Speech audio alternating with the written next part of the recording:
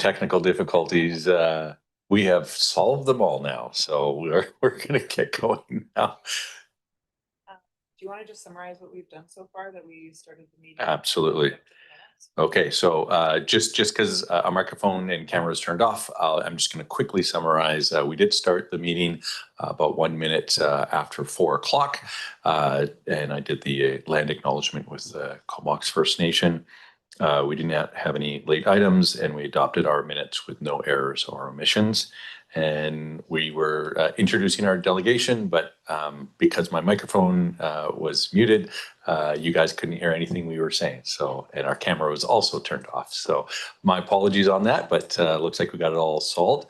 And with that, I will pass it over to Heather and Sam to talk about the Dementia Inclusive Community Campaign.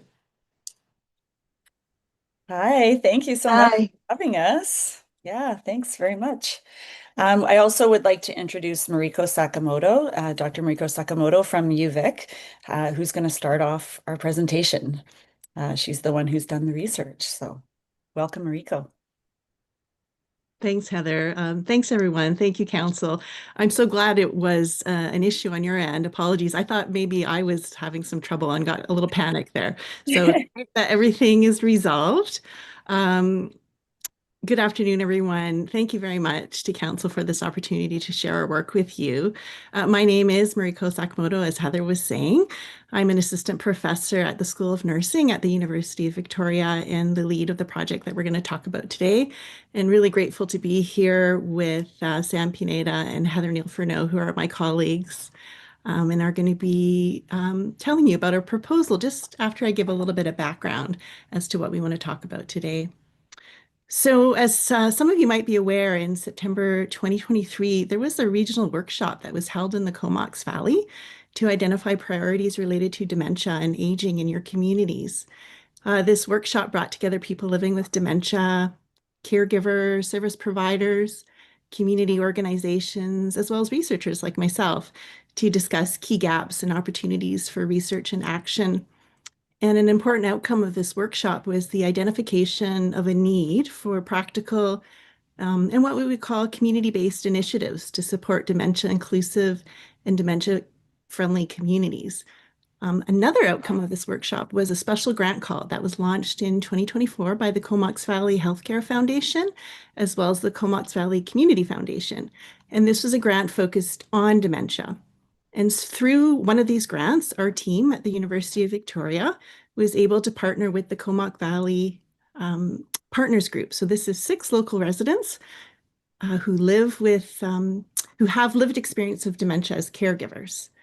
We also partner with the Health Design Lab at Emily Carr University of Art and Design, and together, through a series of workshops that took place last year, we were able to co-design a practical resource to support local businesses in the Comox Valley to become more dementia inclusive. So this research, it's a booklet that's been published.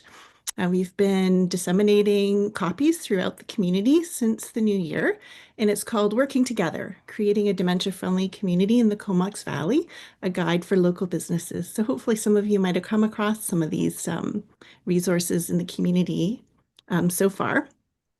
But our goal now is to further disseminate and share this resource. So on April 7th, we're going to be hosting a community education and engagement event from 11 a.m. to 2 p.m. at the Native Sons Hall in Courtenay. It's organized as a drop-in gathering where community members can learn about dementia-inclusive practices and explore examples and excerpts from our resource. And as part of our knowledge translation efforts, we're also proposing a 1-month community installation to raise awareness and share key messages from the work that we've all been engaged in. And this is why we're here presenting today to all of you for support for this temporary installation. So having provided this background, I'm going to turn it over now to Sam and Heather, as well as to the slides. So no worries, we haven't missed any slides yet in case the person changing the slides was worried. Sam and Heather, please take over. Thank you. I'm muted, the age-old Zoom error. Thank you so much, Mariko. Yeah, so the KT installation or the art installation that we're proposing, Sam's going to tell you in a little bit more detail, but the objective is to take the learnings from the booklet and from the workshops that have been done, and sort of flag them in community, if you will, to, bring it out into the street. So we want it to sort of reach a wider audience, to garner some attention, and to create interest. And what we like to think of as compassionate curiosity about asking questions, starting conversations. And so having something that you walk by and see in the street is a really great way to pique curiosity and start those kinds of conversations. This will be, if we're successful, it will be a 1-month installation it'll be on 5th Street between Cliff and Duncan. And I'll hand it over to Sam to explain a little bit more of the details, and perhaps go to the next slide, I think would be great. Yes. Thank you. Thank you, Heather and Mariko. Our target audience for this Katie campaign is primarily the community members of the Comox Valley and the business owners who we've been in touch with to see how can they support this initiative. The secondary is caregivers and people living with dementia, which is a lot of the people that Mariko has been working with in the research. And in the tertiary will be the general public, and this is kind of for this campaign is the most important, as we are trying to bring together the whole Comox Valley community to support this and just be aware and help us educate everyone in terms of the stigmatizing dementia. Yeah, next slide, please. So how are we going to do this? Can we go to the next, please? So we like to call this storytelling walk. So what we would like to do is that in these streets that Heather mentioned, in Cliff and Duncan, that both of the streets begin with a bench. So our objective is that the benches showcase the problematic that we are addressing. So in a moment, I will show you what are the phrases that we will use in there. But so the benches will show the problem, and for people to understand and know why this campaign matters. Then as they walk by, they will see the flagpoles. We are hoping to have 6 flagpoles with our signs, 3 on the left, 3 on the right. And the poles will be an invitation, like kind of a call to action for the community to know what they can do. And as they walk down the streets, there will be businesses where they will be able to read window decals with educational information, like, for example, the myths and realities about dementia and how to interact with people with dementia properly. And some of these business, hopefully all of them, will have also the posters that were produced on the last phase, and that they will be either on the door or around their business, kind of a seal of commitment that, yes, this is a dementia-friendly business. So as people walk by through the streets, like they do the roundabout, they will learn and they will see different things and educate themselves and be aware of why this campaign is important, what they can do, and how they can help the community. Next slide, please. So this is the street that we are hoping to put the campaign in. Like Heather said, it's a street between Cliff and Duncan. Yeah, next slide, please. The benches, this is the benches that we are trying to design. These other benches, like, for example, the blue, the yellow, and the other one is just like some examples of how we can intervene the benches. Most of them are going to be on our color palette, which is purple and green, and they will have phrases related to dementia. Next slide, please. The phrases of the benches are going to be more than 400 Canadians develop dementia every day. Most want to remain part of their community. And the other bench will say 1 in 4 families are affected by dementia. Small community actions make a big difference. Yeah, next slide, please. For the flagpoles, like I mentioned before, we would like to have 6 flagpoles around this street. On the left side of the flagpoles will be the action message, which some of them will be like, for example, connect before you correct, avoid making assumptions. And on the right side will be always the anchor of our campaign, which is creating a dementia-friendly community. Next, please. So these are the flagpole messages that we're thinking of: is connect before you correct, validate what someone has to say, ask one question at a time, avoid making assumptions, suggest and simplify options, and communicate patiently. Next slide, please.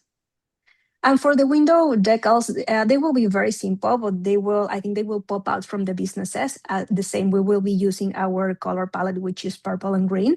And they will have on the top, the myth, like for example, in here, dementia is the same for everyone. And the reality that says it's different for everyone and how we can address that. Next slide, please. So here are some of the, not some, but these are the messages that we're putting on the windows. Because our time is constrained, I'm just going to leave it up to you to read them. Yeah, we can pass it, please. The next one. Yeah, and the next one. Do you have any questions till now? Any questions? KT is an acronym that's been used a few times. What's that stand for? Yes, good question. Knowledge translation. So the idea is that you're translating research findings for the wider public in a way that's more accessible. With an acronym. With an acronym, yes, the irony is amazing. Good. My apologies for making the joke there. No, you're totally right. Very touche. Continue on. Yeah, so Sam put together these statistics using an online tool. So she did the research to find out, okay, how many vehicles are going to pass in this one block of Courtenay every day, and how many cyclists are going to go by, and how many pedestrians. And so this just gives you an idea about the estimated exposure for a campaign like this, how many people will see it. So that's just in one day, 22,000 vehicles, 950 cyclists, and 650 pedestrians. So it has the potential to have great impact. And the other thing I was going to say is we're going to have QR codes on the different items, as well as on like the benches, things like that, and on the posters that will take you to the resource. So if people are curious, they can hold their phone over the QR code. So that'll be great. And the event itself, we're going to be having a very quick and informal survey about, as you enter, what do you know about dementia? And as you leave, what have you learned? Kind of something like that as well, to follow up with information as well. Yeah, next slide. And Yeah, we're at the end of time. I think hey. that's some feedback happening in here. I think my microphone might be a bit sensitive today, but how long more do you think the presentation? Is it just the video, or? Oh no, it's just 1 more minute while I will explain super quick things. Okay, so there's we're gonna make a video of how the street looks, but mostly like the event that is happening on April 7th.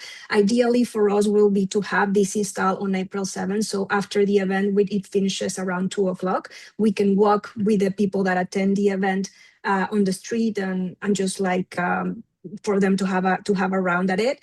In the video, we will also interview some business owners of that street and just to ask their opinion about why they decided to participate in this initiative, how it is changing the community of Comox Valley and different things on dementia. And we just wanted to present to you the timeline. We already said like we're planning for this campaign to run for a month till May 7th, if it's possible. And we will just need 1 day prior to installation and 1 day after the campaign for taking down. Yeah. And I think Mariko had one last point to mention before we close off our time. Yeah, we just wanted to thank the Comox Valley Healthcare Foundation and Community Foundation for the funding that made all of this work possible. And we're using the last part of the funds to be able to pay for this work. We have been advised that the installation costs for the flags would be about $2,000.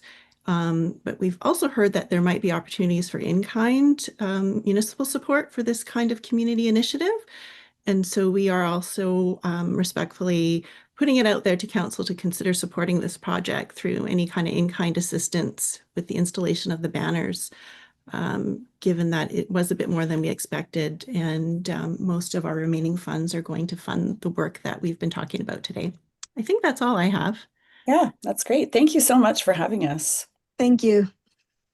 Excellent. Thanks very much. And I'll pass it over to councillors who have questions, starting with Councillor Hillian. Thanks, Mayor, and thanks for the presentation. It sounds a very worthy initiative, and I'm really glad that there's people in the community who are helping with it. You've also presented a letter of support from the Downtown Business Association, who you obviously have on board. So that's great. Your slides, your simulations were a bit dated, and you'll be glad to know that that vacant lot with the boards around it is now a functioning building with a nice restaurant on the ground floor, a pharmacy, and suites up above. So in case you weren't aware.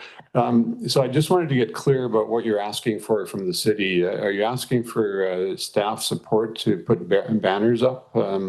Is that what you're asking for? Yeah, so we're going to print the flags. If council agrees, we're hoping to print the flags, and we understand that installation needs to be done by the city, right? As is what I understood. So we're asking for council to agree to let us put the flags up and to go ahead with this installation. And And have then you had any discussion with city staff about that possibility? yes, yeah, I've Okay. spoken with Diva in transportation and Matthew, who I think is also in transportation. I've spoken to about 3 or 4 different people who said that it's the city that installs those items, that we can obviously do the printing and design and everything, but that council needs to approve the idea of putting them up and the campaign itself, and that there's perhaps an opportunity for some in-kind assistance if you deem it worthy. Great. Thanks for clarifying that. Of course. Appreciate it. And so just and I think it was probably on the delegation sign up, but generally we don't decide things at the same day as the delegation. Of But course. just for clarification, your timeline is also fairly tight. If I'm understanding, you want these flags up beginning of April, which we only have one council meeting between now and then. So I'll just flag that as a little crunchy, but not necessarily insurmountable. So with that, I'll pass over to Councillor Frisch. Yeah, Okay. thanks, Mayor, and thanks for the presentation, guys. Yeah, a lot of what it looks like you're promoting is for people to be nice, which is really good. Probably applies to everyone for everyone. But maybe I'm just not up to date on everything that's going on in the world around dementia. And so are you suggesting there are, a lot of issues right now with people being mistreated that might have dementia, or are you saying it's like a misunderstood situation for people? Mariko, I'm going to let you take that one. Yeah, thanks. Yeah, no, that's a great question. Yeah, I would say yes to both. What I know as a researcher and as someone who works closely with people with lived experience of dementia is that stigma is a huge issue. And in fact, there's been some research that was done in recent years looking at research priorities according to people living with dementia, and stigma was the #1 priority. So it is a significant issue. Because people have a lot of assumptions when it comes to dementia. So unless you have lived experience or living experience as someone supporting a person with this diagnosis, you can, without realizing, have a lot of negative assumptions about what this means. And so, yeah, that's why we're doing work like this. And this was actually one of the priorities, as I mentioned, that came out of that 2023 workshop in the Comox Valley in terms of folks who live in the region and want this kind of work to be done. Okay, well, thanks for that. Yeah, it makes some sense that people wouldn't necessarily understand what dementia means, and I don't even. It sounds like you're telling me there's a lot of different facets and ways that it comes around in people's lives. I believe for a long time we're all gonna eventually go crazy.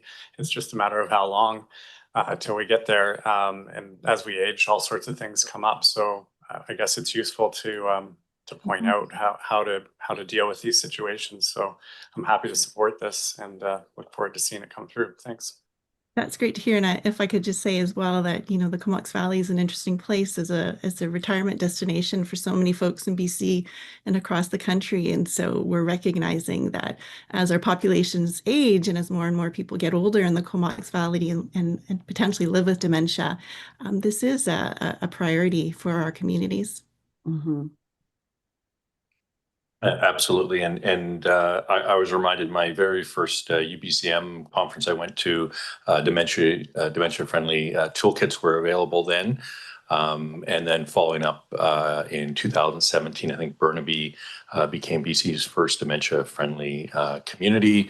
And in that period, my stepfather was also diagnosed with dementia. So it was something I had talked to staff about way back then, but it seemed that the information wasn't as clear. This seems very clear for sure. I do have a question around that funding because it sounds like you have some funding, but you're also asking for funding. And so it might be good to get a better picture just to help us make some decisions. So where did you, because some work's already been done. So I'm assuming you've got some grant funding or some funding from someplace. What's the funding look like at this point? Yeah, so the funding came from the Comox Valley Healthcare and Community Foundations. It was kind of interesting. And then it went through Island Health. And then a portion of it came to my team to do the work. And so a lot of that funding went to providing honoraria for folks on our partners group, so people in your community who participated in the co-design of the resource. It also went towards paying for the services of the Health Design Lab, who helped us with the co-design process, the cost for the design student who created all the images, et cetera, as well as the initial printing. So we printed, I think, 300 of the resources. And as Sam mentioned, there's a accompanying poster. The remaining funds are going towards the event that we're holding on April 7th. So some hospitality costs, paying for the rental, more printing, et cetera, and for the work that Sam and Heather are doing. And I think when we were first sort of sourcing this all out, we didn't account for the fee to put up the banners. So that's that we're requesting help with, or whatever in-kind support can be offered, and then I can try to find some additional funding to cover that if that's not all covered. But everything else is covered by our grant that we have. Okay, that's great. And I know the DCBIA, they're looking at new banners as well, and they're very supportive. So that might be another source as well. But of course, just want to make sure that we're able to move forward some way or the other. With that being said, though, I'll pass it over to Councillor Killian. Thanks, Mayor. I just want to take the liberty of perhaps correcting one of Councillor Frisch's comments that we're all going to go crazy. I know I meant it in good fun, but we did have a presentation from the Seniors Advocate in Courtenay some months back, and it was pointed out that the vast majority of people as they age do not, in fact, get dementia. Most seniors as they age continue to live independently and enjoy good health. But as you pointed out in your presentation, dementia comes in many forms, and we often don't recognize it. And I think the things that you've pointed out through your banners and your window decals are just helpful hints to make it easier for people to be understood if they are having a challenge with perhaps navigating their way through our streets or understanding what people are saying to them, and just simple suggestions like only asking one question at a time. So yeah, I just wanted to clarify that. And I did have a question for our staff, which is this a fairly straightforward matter of a council resolution authorizing city staff to install banners, in which case we might actually be able to deal with it tonight? Mr. Garbutt? Thank you. Oh, mouse isn't working. Thank you through the mayor to Councillor Hillian. We have a procedure that we deal with respect to delegations.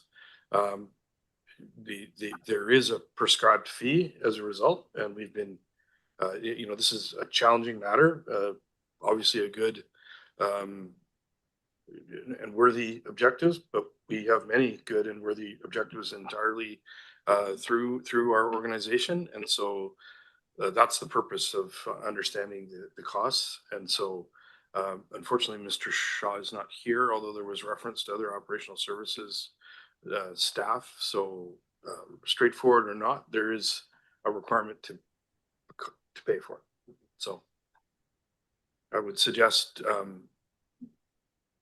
there is a council meeting on March 25th, and in accordance with our regular policy, we can come back to council for that information. unless otherwise directed. Thanks for that. And it would, again, it would be an opportunity maybe even to follow up with the DCBIA and other sources of funding as well. But with that, I'll pass it over to Councillor Frisch.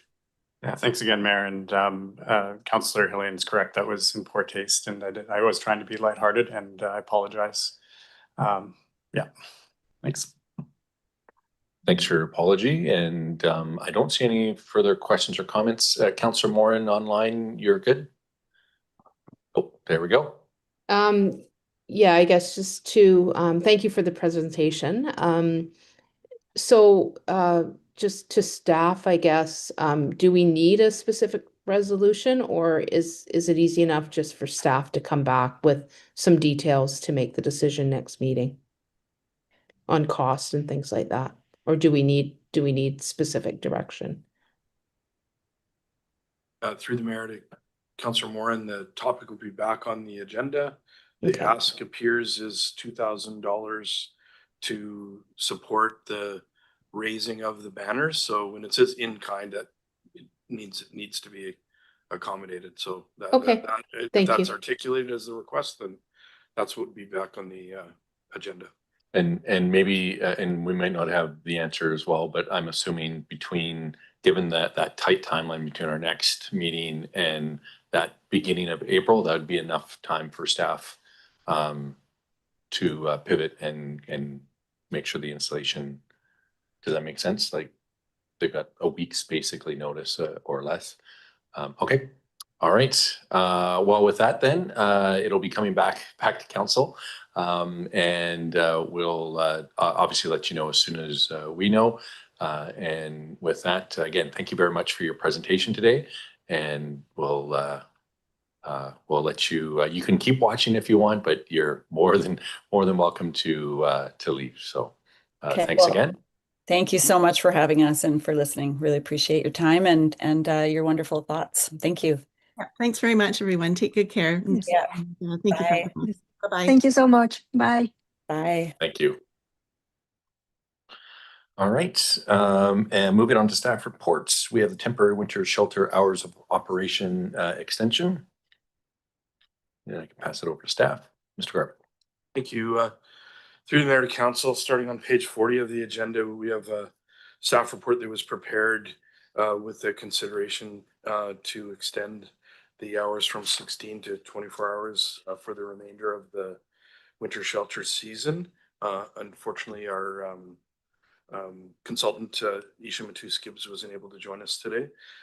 Ultimately, when council gave the determination, we had worked with the service provider and reflected what we knew and where we were looking to go with the facility. There had been previous engagement and discussion of 24 operations. At the time we presented this to council, I think it's important to pilot and get and understand how the facility works, because as we all know, we've converted a former tire shop into a place for accommodation overnight. And would say that with good operation guidance and rules, as well as wonderful people that we're accommodating there, and the work by our service provider and the work at the community integration table, we feel at this point we would look at the remainder of the season in a 24 operation, and that will help inform us before. This was discussed generally with the community previously, and there was a desire by the operator to consider 24 hours at the beginning, and I think it's prudent for us to continue our both cautious as well as informed and incremental approach to addressing these important needs. And at this time, we're recommending that for the remainder of the season that we consider the 24-hour operation and report back on how that goes. The facility does have some limitations, and the operator is aware of that. And I think it's important to understand how that's going to go. And we feel that time frame is sufficient to assist in this activity at this point. So our recommendation is to convert for the remainder of the season to 24-hour operations at 971 Cumberland Road for the purposes of providing the temporary winter shelter services. And the report gives an overview of the situation at hand, but I'm happy to answer questions, and potentially I do have a colleague at the table that has assisted in this previously. If council had any questions, we're available. Thank you very much. And are there any questions? Councillor Hillian. Thanks, Mayor. Thanks, Mayor. Just one question. We did have some correspondence which suggested that there was no feedback from the community integration table, and I just wanted to confirm that that's kind of the advisory group of citizens and others that are attached to the project, and I just wanted staff to confirm that it actually has met and has been involved in these processes. Thanks. Yeah, thank you through the mayor. Thanks for the question. Yes, there has been meetings. It's a representative group. It has ebbed and flowed a bit because some people are interested in much wider issues. And it's likely the community integration table is going to form, like, kind of focus a little wider, because we do actually, this facility is operating quite well, but there are other issues within the city, and it's a good forum to talk about them. I can note that as an example, so the meeting of the integration table is happening at a local business, and that shows that interest and commitment. And we're really fortunate to have a very caring and involved community. Thanks, Councillor Hillian, for the question. Councillor Frisch. Yeah, thanks, Mayor. I didn't see it in the report. I'm wondering what the capacity is like, if it's fully being used all the time, or if it's, I mean, I guess people are coming and going, so it may change, and probably does change, but I'm wondering if we know how much it's being used and how often it's at capacity. We can report back to council on the capacity utilization. So when anything activates and it's new, there is a ramping up, and it's been very stable. Remembering that people effectively host they're accommodated there every day. So I'm using incorrect terminology, but they kind of own the bed, just like happens at the Connect Center. And so people are really motivated when they have that opportunity. So we can provide specifics to you on that, but it's very well utilized. And as the community is more aware, that ability to be sheltered every night is really important. Yeah, thanks. I'm kind of curious, like what numbers are left out on the street and that sort of thing. But yeah, if you could get back at some point, that'd be interesting to know. Sure. Thanks. If I may, through the mayor, I can comment on what's utilized in the center, but the point in time count is what people we are aware are unhoused. So I wouldn't be able to tell you how many people are unhoused every night. Is that? I'm curious to know if every bed is used every night. Okay, Thanks. Right. And just because I've been doing presentations, if you want, I got copies of the point in time count if you wanted a paper copy as well. So, but that's for that bigger number. Any further questions? Councillor Moore. Great, thank you, Mayor. Some of the questions that have come up are, I mean, it's in the staff report that this won't be like having another Connect Center. So I'm just wondering if you could outline some of the things that are the differences between Connect and having this operate 24 hours. Is it going to be more like a place to just kind of stay warm and dry without any other services attached, or what would be the differences between some of the concerns are that we'll have, two separate locations and possibly people going in between the two and that kind of thing. Mr. Garbett. Through the chair. So the services would be accessible to residents of the winter shelter, not to the wider community. Right. So it wouldn't be providing services to other people. Okay, thank you. Thanks, Councillor Moore. And I don't see any further questions. Okay, it's been moved and seconded. Any further comments? Seeing none, all those in favor? Any opposed? And motion carries.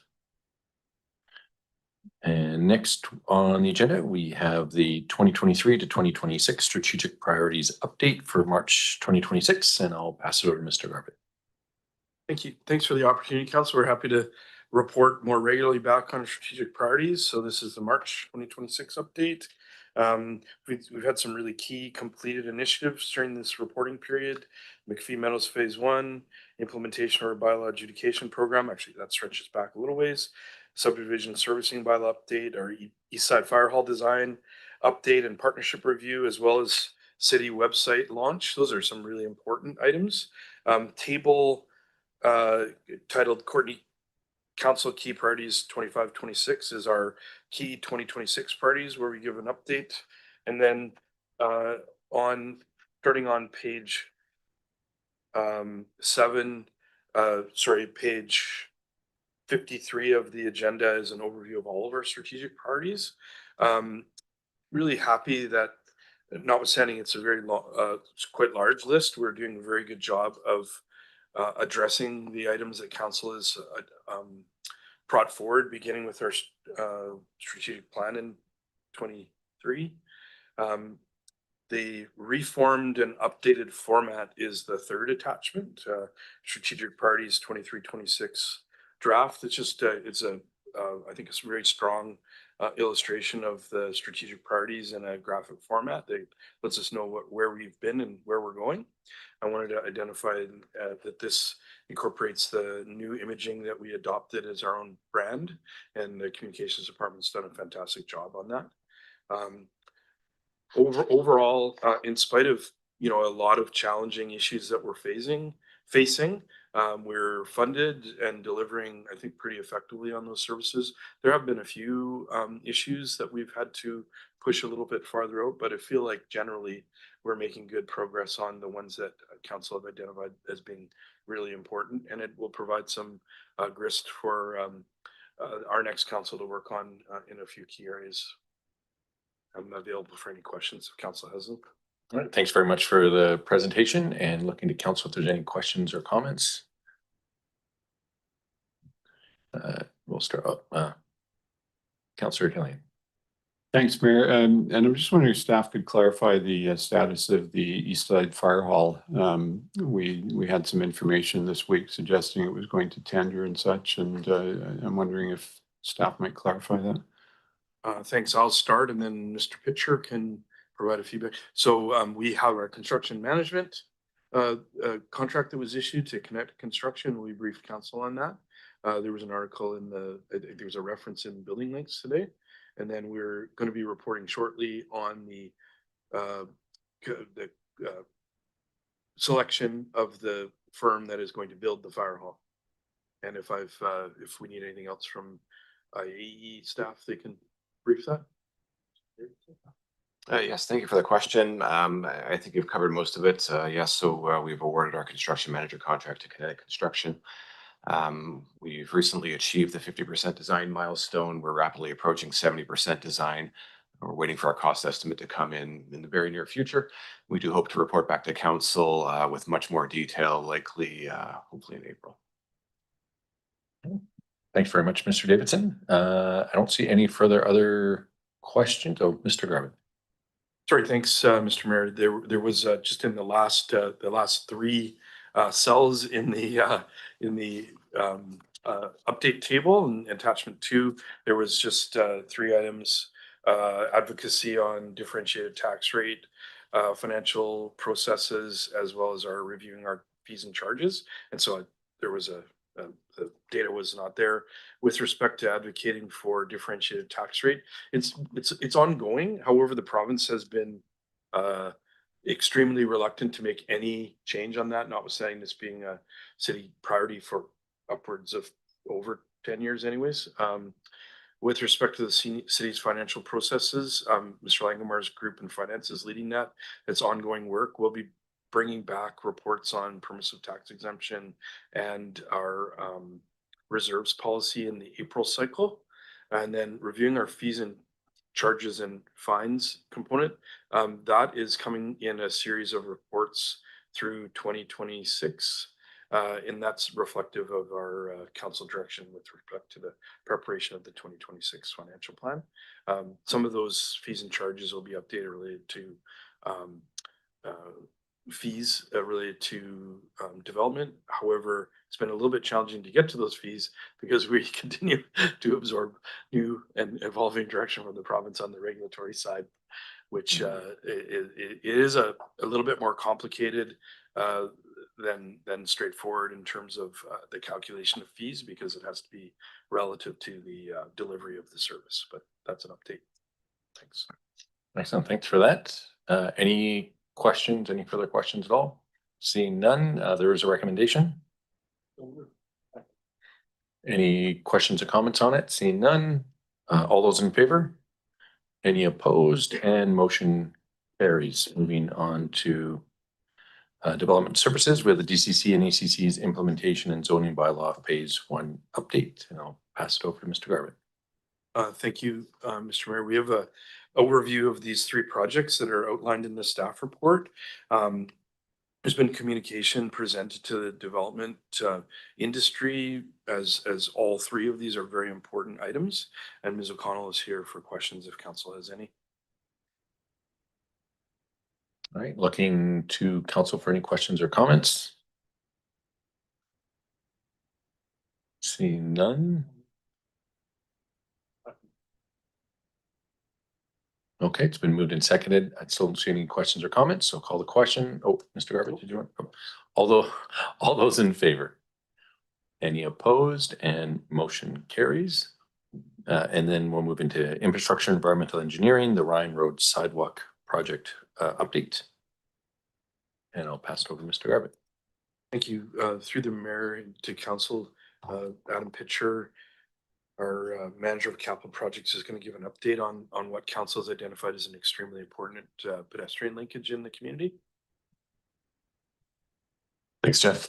Today I'm providing an update on the Ryan Road sidewalk project.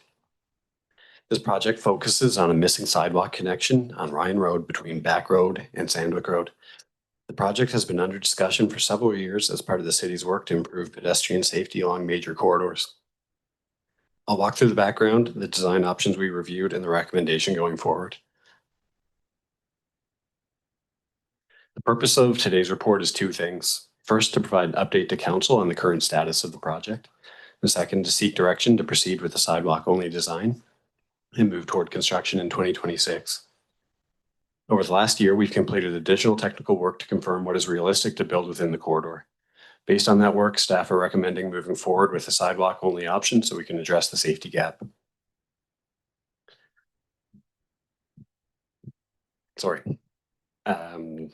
Ryan Road is a provincial highway corridor, which falls under the Ministry of Transportation and Transit.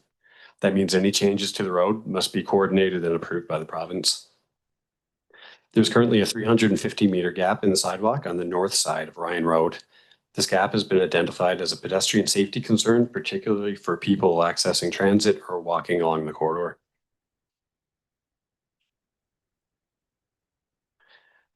Through the design process, we looked at 3 different options. Option 1 included both a sidewalk and a protected bike lane, using fill slopes to create enough space.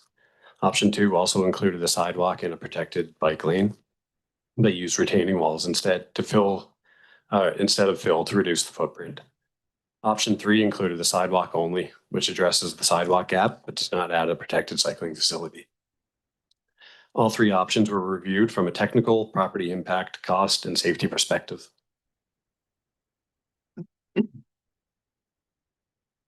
When we compared the options, we found some significant differences. The options that included the protected bike lane required major impacts to private property. In one case, that meant fill slopes extending onto 6 properties. The retaining wall option reduced the footprint somewhat, but introduced permanent structures that require inspection and maintenance, as well as additional costs. Both cycling options would also require additional approvals and property agreements, which add time and uncertainty. The sidewalk-only option avoids most of these impacts, making it much easier to deliver.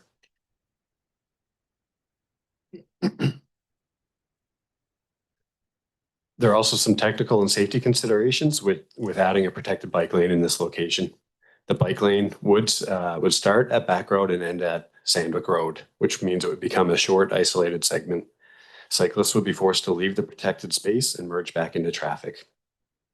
This creates what we call an orphan piece of infrastructure, which is not ideal from a safety perspective. The cycling network identifies Ryan Road as a long-term cycling corridor, but intended to be delivered through future corridor widening with the province. This slide shows the cross-section for the sidewalk-only design. The 2-meter sidewalk would be installed on the north side of Ryan Road.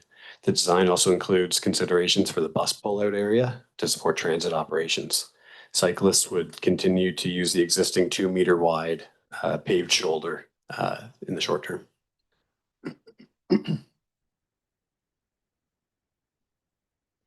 If council directs staff to proceed with the sidewalk only option, the project would continue to move forward this year. Detailed design is currently underway. Tendering would occur once design and approvals are complete. Construction is planned for late summer or fall of 2026. And the main factors that influence the schedule right now are permitting and coordination with external agencies.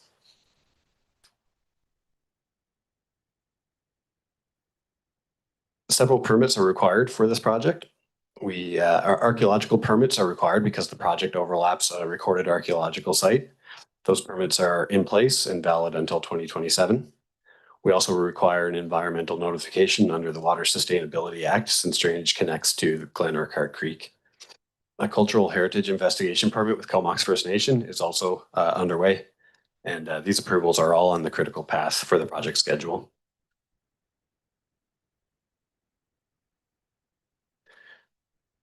The capital budget for this project is approximately $2.5 million and is an estimate based on Class D cost estimate, so there's some uncertainty remains. The two main risks that are being monitored is the coordination of street lighting, which is owned by the province and needs to be relocated. The second is a Fortis gas main located near the proposed sidewalk alignment. We're working with Fortis and Ministry to resolve these issues. Based on the technical review and project constraints, staff are recommending the sidewalk only design. This option allows us to address the pedestrian safety issue now without property impacts or additional delays. If council supports this direction, staff will complete detailed design and move toward construction in summer of 2026 or fall. The recommendation before council today is to proceed with the sidewalk only design and advance the project to construction. That's the end of my presentation. We do have the engineer of record, Mark Dillon, and the designer, Gary Alder-Lykeston, online as well. And so we're happy to take any questions. Thank you very much for the report. This has definitely generated some questions, so I'll pass it over to Councillor Schoeller to start. Thanks, Mayor. I guess I'm just having a hard time understanding how we got to this place. Because the previous staff reports weren't attached, but I do recall from the previous discussions that the scope of work, including the budget and the timeline, included a bike lane for this cross section. And so I guess I'm curious how we got to a place where included in the budget was a bike lane, and now we're looking at a recommendation that's removing the bike lane without any decrease in the budget or a quicker timeline for the construction. So wondering if I can get some clarity around that. And Mr. Garbett wants to make a comment. Yeah, thanks. Completely. I'll quote Chris Davidson. Good question. Thank you. Council's priority has to have the bike lane.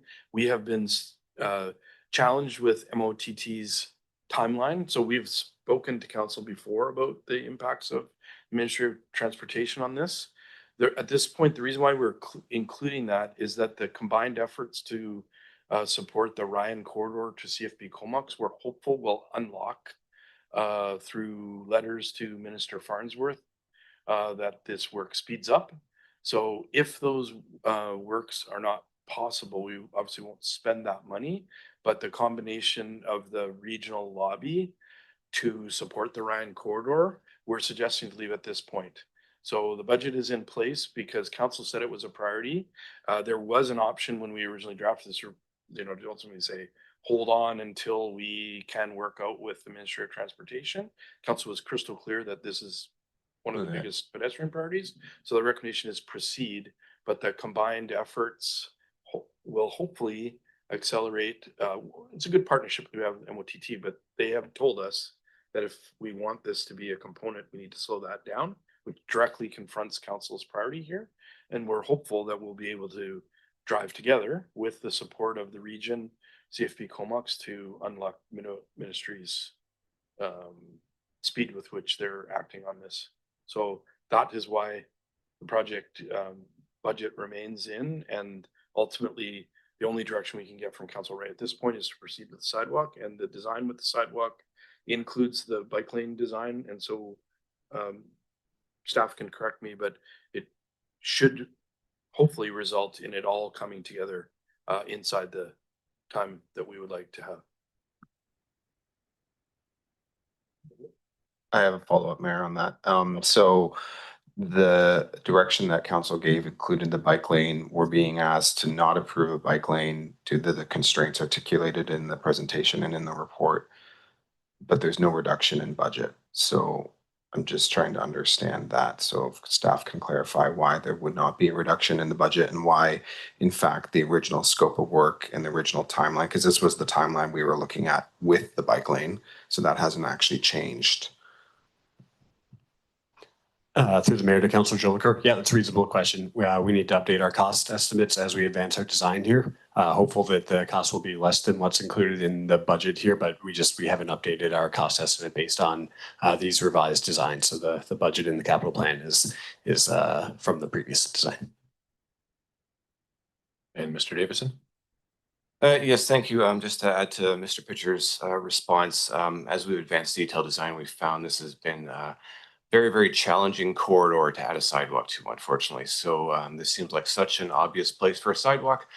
There's many reasons why there hasn't been one installed over the years. So alluded to in the report, gas mains, moving Ministry of Transportation, lighting infrastructure. We're infilling a ditch, very large storm infrastructure flowing through this area already. And I'm not talking about the ditch, I'm talking about other storm infrastructure that we have to move around. We were hopeful we wouldn't be impacting properties adjacent. Unfortunately, it looks like we are a little bit. We've had to get creative to minimize impact so we don't have to go for additional access rights, issues around archaeological concerns, and then additionally transit requirements, understanding this is on the frequent transit network. So while it sounds like a simplistic sidewalk that should be relatively affordable, this is unfortunately probably a worst case scenario for a sidewalk location. But we've managed to make it through to a reasonable design that can be implemented this summer. Unfortunately, the cost has increased a little bit as we've worked through that. Excellent. All right. Thanks for those updates. And again, if I heard Mr. Garber correctly, in the future, there may be potentials for getting the bike lane sorted out. So, Councillor Hillian. Thanks, Mayor. I just want to clarify the responsibility of the Ministry of Transportation and this vis-a-vis the city. And if I understand Mr. Garber correctly, he's saying that there is some possibility that due to the upgrades to the corridor, the Ryan corridor expected because of CFB Comox expansion, we may in fact have the Ministry of Transportation coming to the table, in which case would they actually pay for this sidewalk construction and whatever other upgrades might take place? Through the mayor to Councillor Hillian, we don't have any commitment for that. This project was identified by the city. If there was federal funding available and support, that's something that is being determined right now in the joint conversations that we're having with CFB Comox. I can advise that they've sent another letter to the Minister of Transportation looking for improvements in the corridor. But as of yet, this is a city-funded project. It is a DCC project. But if the investment at CFP Comox can then be translated into offsite infrastructure, we would definitely want to access that funding. And part of the attractiveness of a joint lobby effort to catalyze the CFP Comox expansion, and they're strongly in support of transit improvements, active transportation improvements, and congestion improvements, all of which are core to the city. That's something we want to leverage. But at this point, we have no knowledge clearly of what they might be able to bring to the table. Although as a very large employer, their words carry weight with the province. Well, thanks for that. My original question was going to be if it could be explained to the community why the city would have to pay for a sidewalk on a Ministry of Transportation road through our city I mean, I support this as a priority of this council and getting it done. And I want to make particular note of the correspondence we have from the Student Association at North Island College regarding the implications that they see in the tragic accident that occurred as a result of the somewhat challenging infrastructure up Ryan Road Hill, something that we've lobbied the Ministry of Transportation on significantly over the years. But it would be helpful, I think, if it could just be explained why the Ministry of Transportation wouldn't, in fact, pay for this type of an upgrade to their road.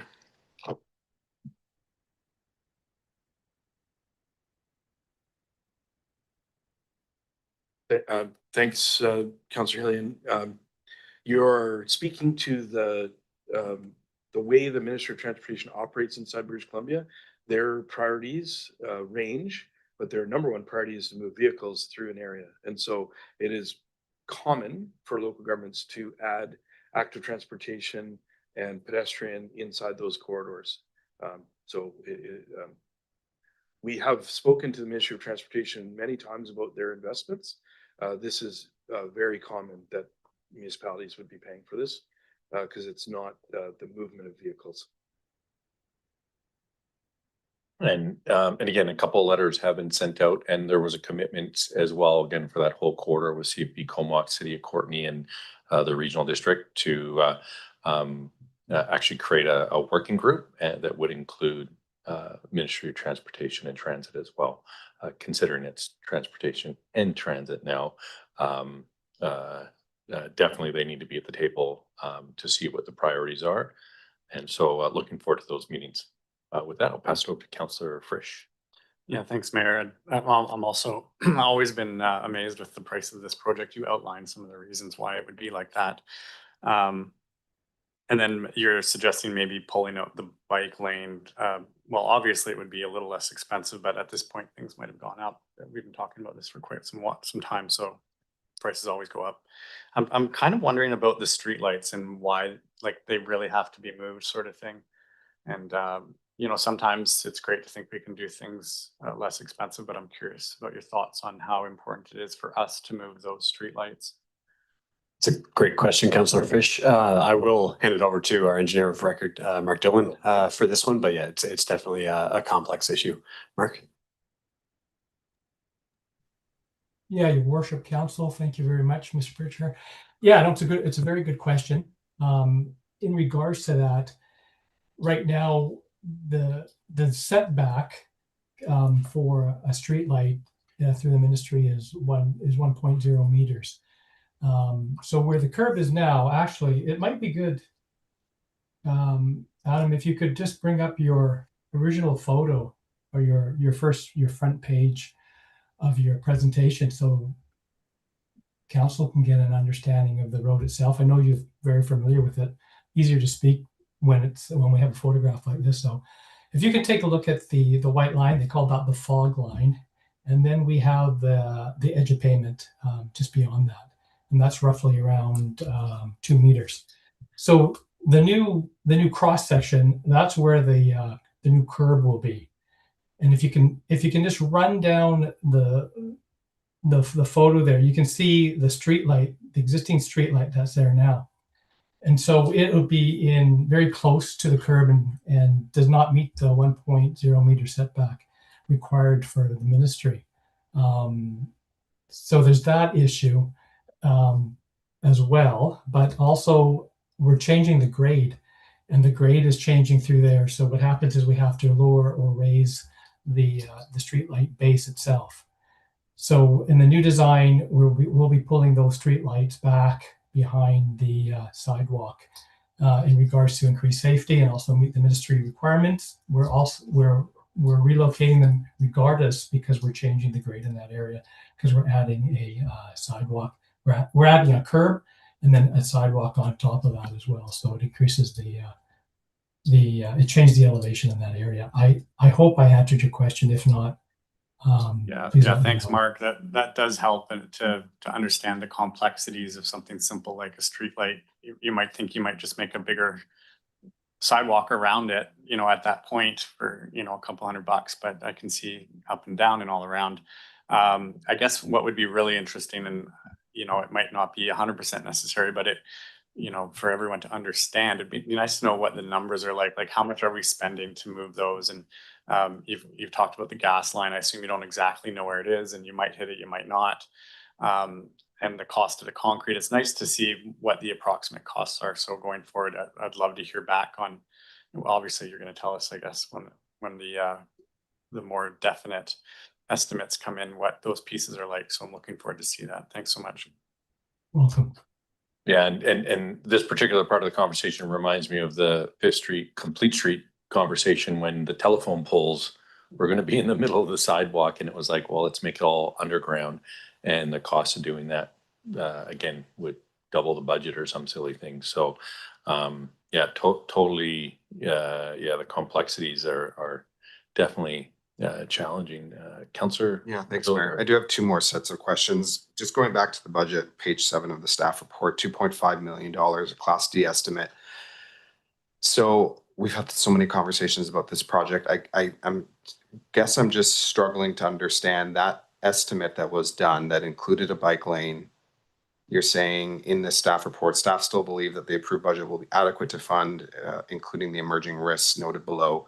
So is it safe to say that the Class D estimate and the work done to date was an underestimation of the total cost, given that you're suggesting here that the $2.5 million is still going to be roughly the cost without the actual original scope of work, which includes a bike lane?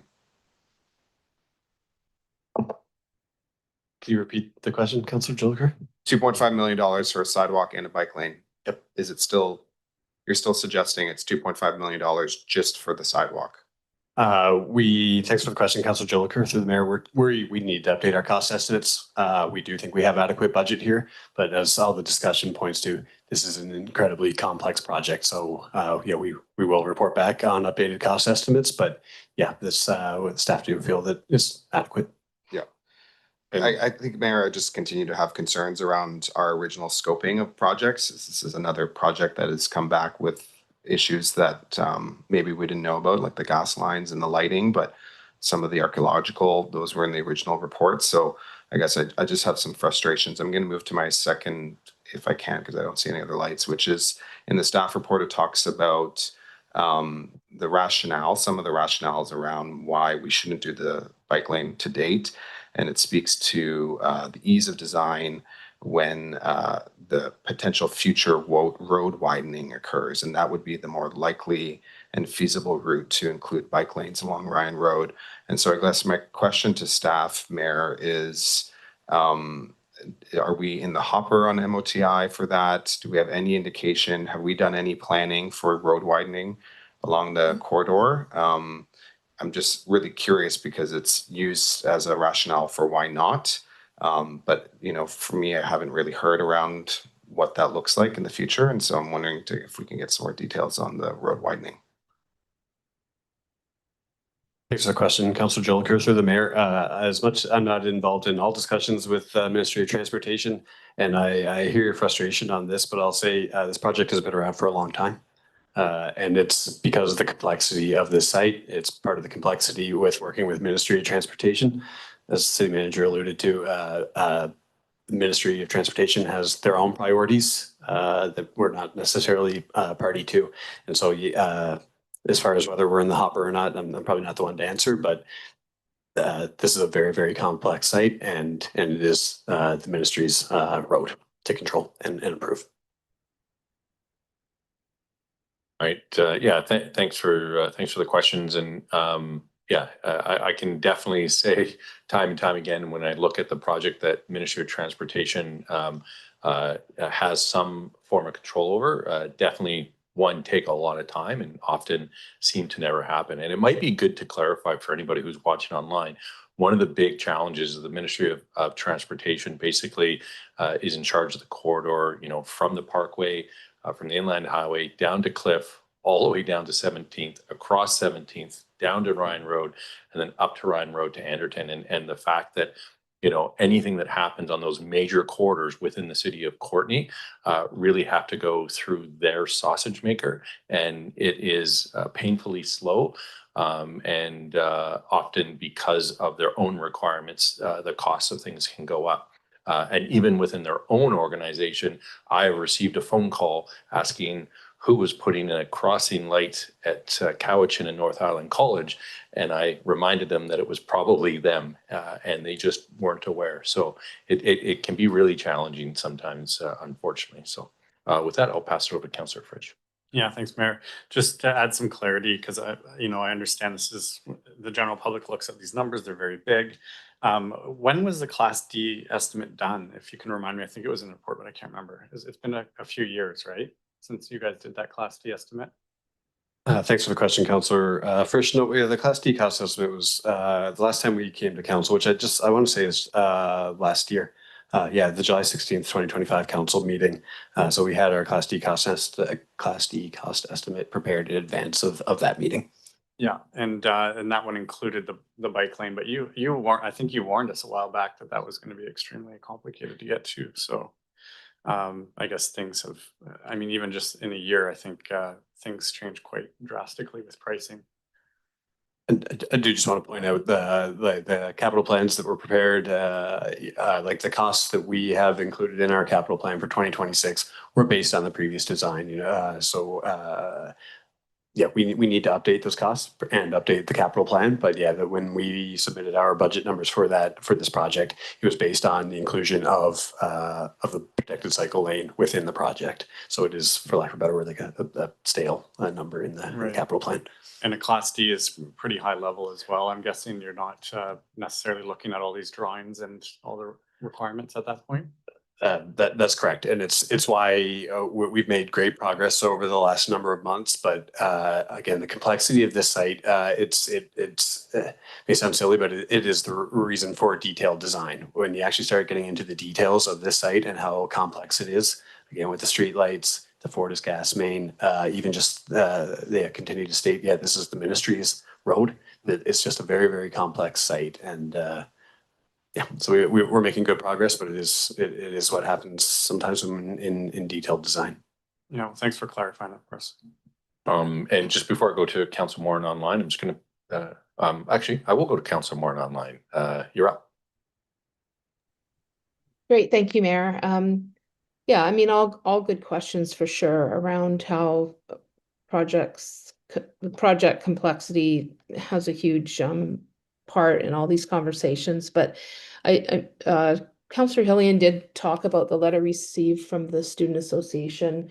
And I just wanted to thank the Student Association for their advocacy on this, and in terms of the Ryan Road corridor as a whole. And of course, this is just one piece of that. And I'm really thankful also that we are involving the region in these conversations. I think like the tragedy with the young man who was killed, and also the tragic circumstances for the young man who hit the cyclist. It's all outlined in the letter. And I think that the active transportation improvements that we need are vast for safety, and we've been really doing, like, this council has really been focusing on that. But I also think that so many people are oblivious to how many people are going to and from work and school along these busy stretches, both along this corridor as well as down, by the Driftwood Mall, etc. People trying to cross, back and forth from Superstore area to apartments, and on it goes. And I'm just happy that we are trying to work on these projects, even though they are complex and the costs do go up. Because if we can make improvements that can potentially save lives, I think we have to do everything we can. So I'm really hoping that the pressure and the advocacy from everyone can hopefully get MOTT to take a better look at their roadways within I know that this is a city project, but there is so much overlap and there's so much misunderstanding around this issue. We also have advocacy groups. People are being let out of the hospital in the middle of the night and walking down Ryan Road Hill, people who are ill and things like that. So, yeah, I mean, I'm hopeful that we won't have huge increased costs, but these things, they languish, and not from any fault of our staff or council. Yeah, I'm thankful that we are finally getting onto this because it's been around for a long time. Thank you. Thanks, Councillor Morin and Councillor Elaine. Thanks, Mayor. Just recalling that I think the last time we spoke to Ministry of Highways and or Transportation, and we were talking about the section of Ryan Road in terms of widening from back road up to the top of the hill. That was the section that was where widening was advocated, along with improvements to that. I think it's a cinder block sidewalk of some sort, quite narrow. We've had advocacy on that over the years. And cycling infrastructure, I will point out that the accident referred to in the letter from the Student Society involved a cyclist striking a pedestrian on that on the sidewalk. Yes. But my last recollection of talking to Ministry of Transportation was that they were suggesting that cyclists should use 6th Street and 10th Street East to get up that hill, and from this section of the community up to the area of the college and the hospital. And I don't think we've actually put it to them in succinct terms in recently. I don't know whether we've met with them since this accident actually took place, and I think those are details that we need to hammer home to the Ministry of Transportation. I don't know whether there is a meeting scheduled with them. I know there was some correspondence from their representative in January, and I would hope that we could press to get that meeting, regardless of any work that they might do in relation to the improvements of the base. I think we've got some compelling reasons here that we need to re-articulate. Thanks. Thanks very much for the comments, Councillor Elaine and Mr. Garvin. Yeah, thanks. I can appreciate when council is concerned with our performance.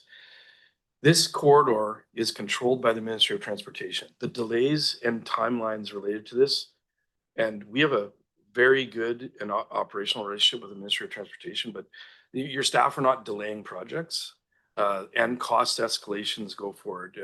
We're describing in this report the timelines related to the Ministry of Transportation in reviewing this, and to identify in a staff report that we need to delay something because the Ministry of Transportation has told us that they are unable to respond in a timely fashion is very important. And so I want to be clear that council can express concerns with our ability to plan out projects, etc. But in this area, there are areas outside of our control, and you can see in this cross section right here, there's a sidewalk on the left-hand side of the picture, but there hasn't been one on the right-hand side.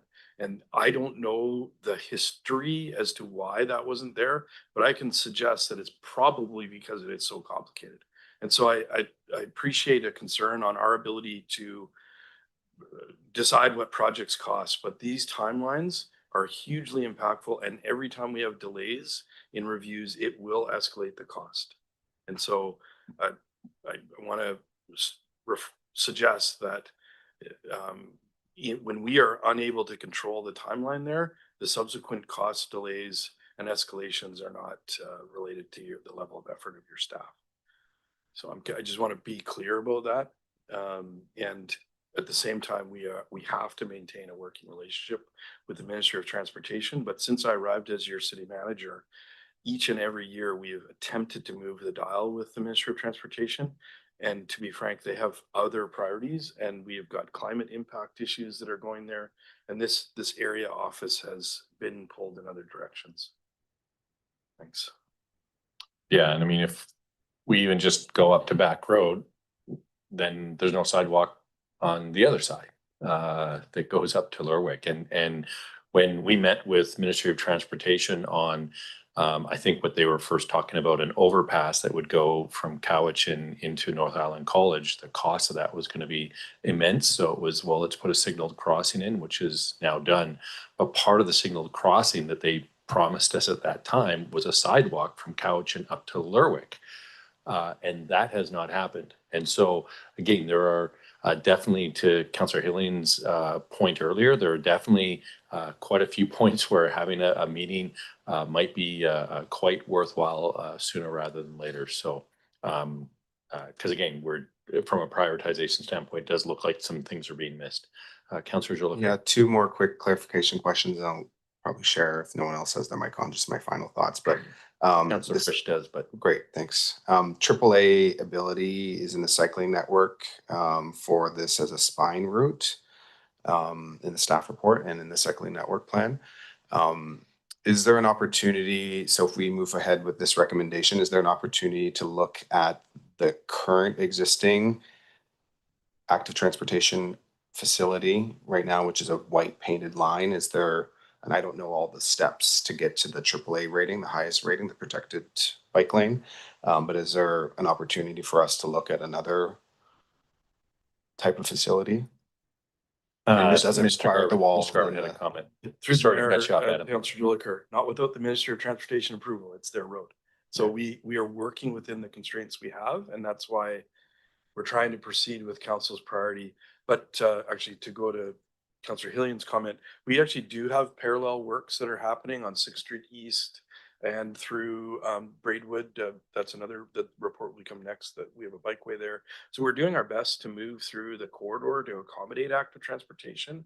The Ministry of Transportation, if I understand correctly, in previous conversations, like improvements to the Ryan Hill to accommodate a AAA facility, which, to go to your comment, Councillor Hillian, those are dollars that are not contemplated from them. And I think they've been very clear in direction back to us. And so that's why as a municipality, we're trying to look at other alternatives, because trying to get them to do something and prioritize that in amongst all of the Ministry of Transportation priorities, it hasn't been a positive so far after many years of contact. And that's why we are making improvements in those adjacent areas. Some of them have significant challenges as well. Dingwall Stairs is a direct route, but you know, the stairs, and there's a bike rail, if that's the correct term, to get up there. And then 6th Street East actually shares the same grade challenge. So you know, we're doing our best to meet council's objectives in this regard, but the Ministry of Transportation, any changes as it relates to that pavement there requires their approval. So they've already basically given us a really challenging environment to work in. Doesn't mean that we can't ask them about, you know, trying to do additional painting or delineators or something in that area, but the constraints are significant. And yeah, I mean, sorry. I was going to say, what I was thinking is what we've had done on Lake Trail there. I don't know what those little plastic floppy pylons are, but that's what I meant is delineators. Yeah, if there's something that wouldn't change the surface of the roadway, but we could upgrade a little bit. Through the mayor, Councillor Jolicoeur, yeah, we've gone down this path many times as well. I hate to speak for the ministry. The ministry are not supportive of cycling infrastructure on what they view as a highway. We've tried, and hear your frustration, and the number of years that we've been working on this has been our attempt to try and find a long-term solution in this project, and it is very, very challenging without just looking at the broader corridor in general. So no, there's not an option for any dedicated cycling facility in any way, unfortunately. And maybe as we don't have to make the decision right this second, but maybe as a follow-up to Councillor Hilling's comment around meeting, maybe there's a potential for a subsequent motion for exactly that potentially. So and I look to staff if they think that there would be value in that. But while people are thinking about that, I'll pass it over to Councillor Frisch. Oh, that's great. Councillor Jolicoeur. Yeah, thanks, Mayor. Just my final thoughts on this, and thanks for answering my questions. you know, the other thing, and I agree with Councillor Hillian and Councillor Morin's comments, and I mean, this is just one death that we know about recently on this cross section of our community. And I know that there's been many accidents and many lifelong injuries as a result of different types of collisions and accidents in this corridor. And so I would support further advocacy. I think the other piece that I think we've discussed briefly is that there is a high school on that side of Ryan Road, just in the back there, alternative school, as well as an upcoming additional 120 residents on Braidwood that will potentially be accessing the sidewalk. And so for that reason, I'll be supporting this. I think we need to be able to support those new residents who, some of them will be using public transportation and be going down to the crosswalk at the RCMP to cross over. So looking forward to supporting this with my reservations and challenges. Thanks. Thanks for that clarification. And Councillor Frisch. Yeah, thanks. Well, I just wanted to put in my support and say that I appreciate the persistence staff have had in creating this, what is actually a creative solution, and will help out active transportation. I actually ride this corridor quite a bit. When I ride my bike up to the pool and then come back home, I go up and down Ryan Road. And I think you're absolutely right. Putting a bike lane in that small section it would be completely pointless if there's no bike lane before or after it. And so I have no problem with the solution that you've come up with here in the meantime. Of course, looking into the future, hoping for better and more. And with that, I'll move the recommendation. Okay, it's been moved and seconded. We've had a healthy discussion. Any further questions or comments? Seeing none, all those in favor? Any opposed? And motion carries. And we'll move on to it says 5.4, but then it says 4.3.1. So I'm thinking it's 5.3.1, Community Services Annual Grant Impact Report for 2025. Yep, no, Mr. Garbutt. Thank you. Joanne Bates is going to give an overview of this staff report on behalf of Recreation, Culture, and Community Services. Joanne. Thank you, through Mayor to Council. I'm delighted to be here again today to provide Council with a summary of the progress, impact, and strategic alignment of 5 grant agreements, which are administered by Community Services in the 2005 year. In that year, you should know that our department has grant funded and have grant agreements with 5 different agencies. And we support these initiatives and move along with these initiatives to advance your direction. The 5 initiatives of this report, by the way, we'll be just looking at the 5 initiatives which are administered through our program, not through other programs. The 5 initiatives that I get to present today are 1, the Comox Valley Substance Use Strategy, reporting on what they did over the past year.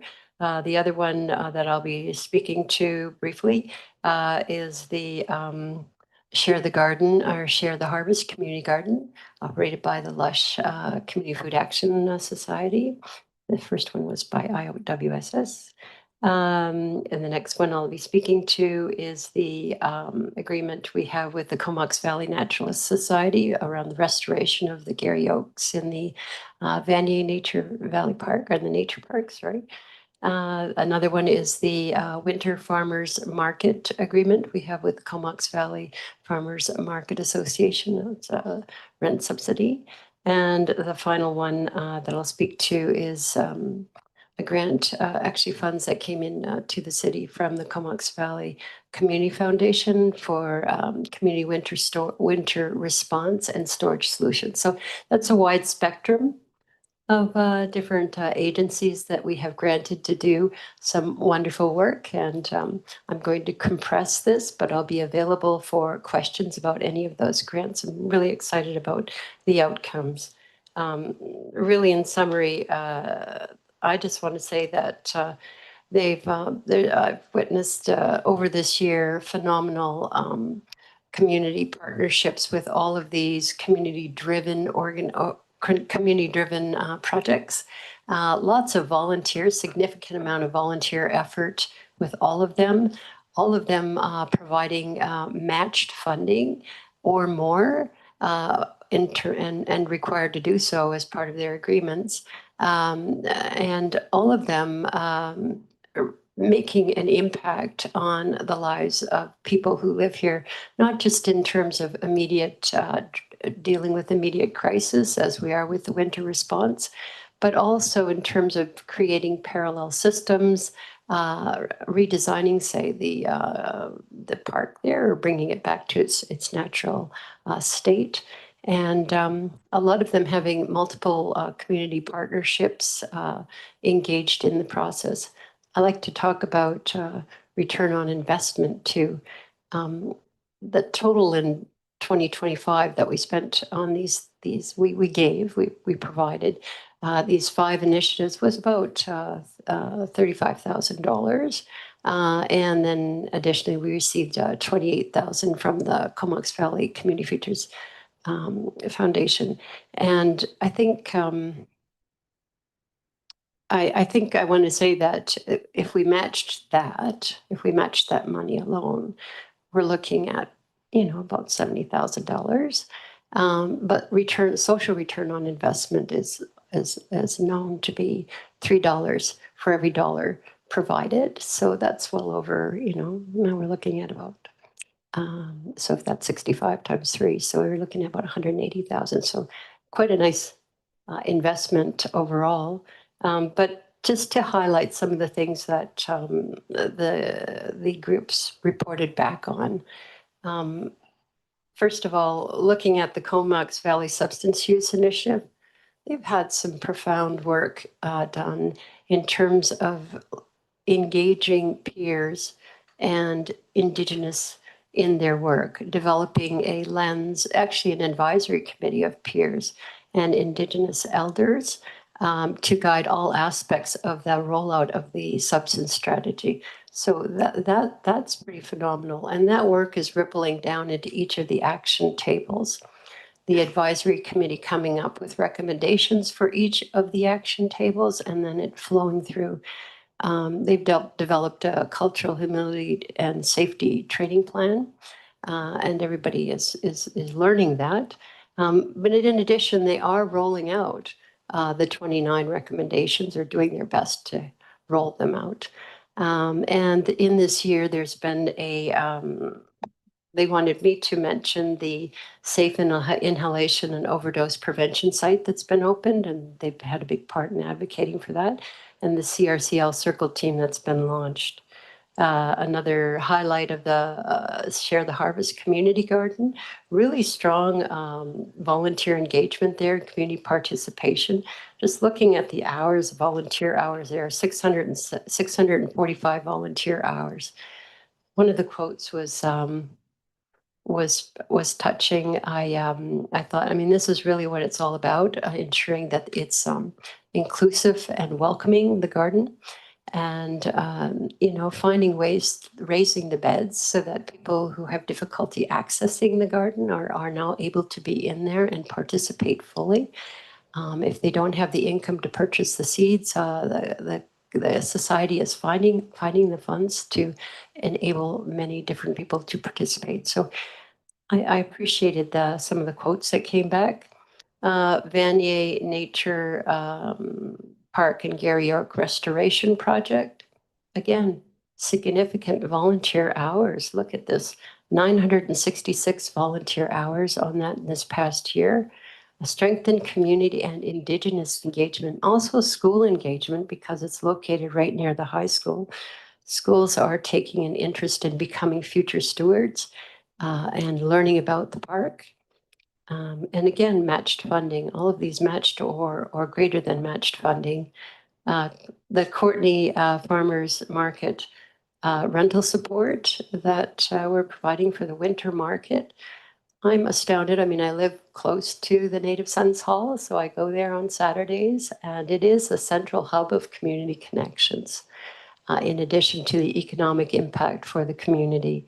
I highlighted here that there were 8,076 nutrition coupons that were redeemed at the farmers market. So it has a huge impact on food security. And that's an equivalent to $20,241 of food that was distributed at no cost to the participants receiving coupons through the provincial government. And the revenue, the gross sales estimated to be $571,510 to our local economy. So that's, pretty big impact. Everybody's on track in terms of meeting their deliverables. Community to winter response and storage solutions. Here again, I think the big story, the same as it was with the Strengthening Communities grant, was that we supported, with that little bit of funding we got, 28,000. It's small when you think of all that needs to be done there, but it supported peer workers who helped to operationalize the bathrooms. That area there, the storage area. So they were in there supporting that and doing some cleanup. And we were able to provide 750 hours of paid peer employment over a 30-week period. So that was a big one, in addition to what the project was really about, distributing, hundreds of items, which were emergency gear and winter gear and emergency supplies. And we didn't do that alone. We administered the funds, but it was 3 different agencies: the Comox Valley Transition Society, Solid Outreach Society, and the Indigenous Women's Support Sharing Society were the agencies that distributed the funds or the gear and whatnot, or looked after the peer support. So this was a really big partnership piece. And a crisis response, so temporary relief.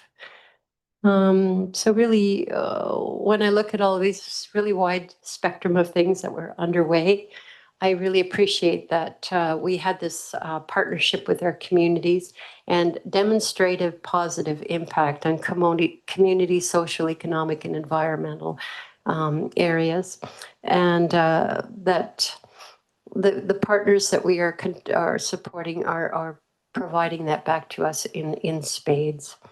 And that these goals are really contributing to our city goals, policies, and actions as outlined in our OCP.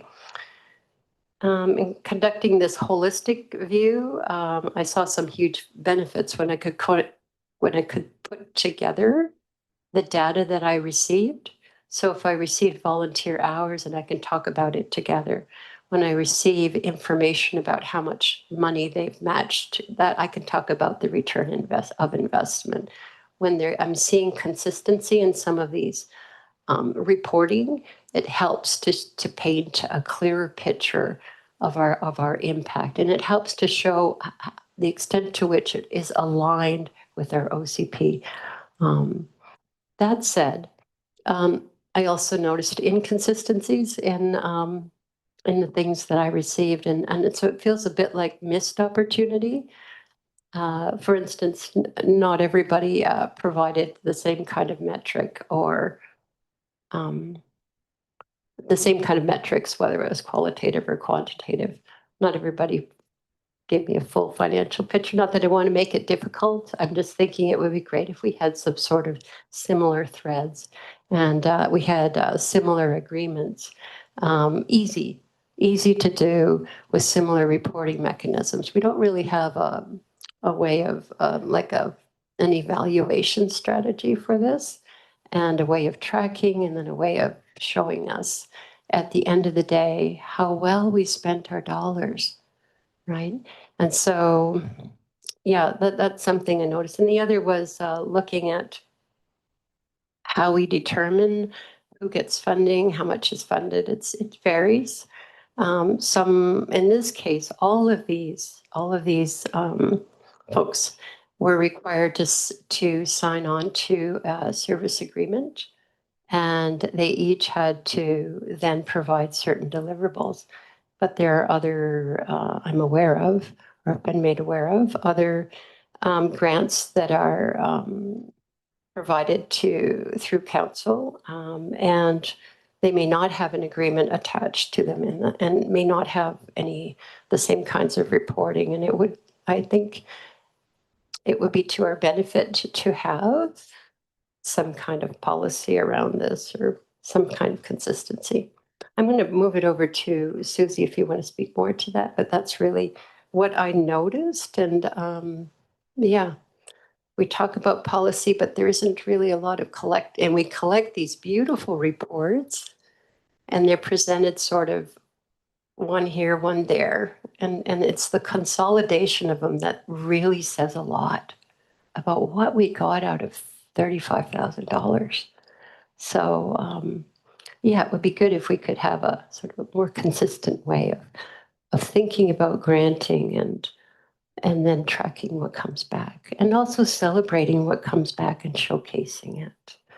So the recommendation, I'm suggesting that we do develop a community grants policy that would clearly outline consistent approaches to the distribution of city funds to external parties and would address items like process, agreement requirements, and reporting expectations. I won't go and you can read the rest of it, but so yeah, I'm hoping you'll receive this report.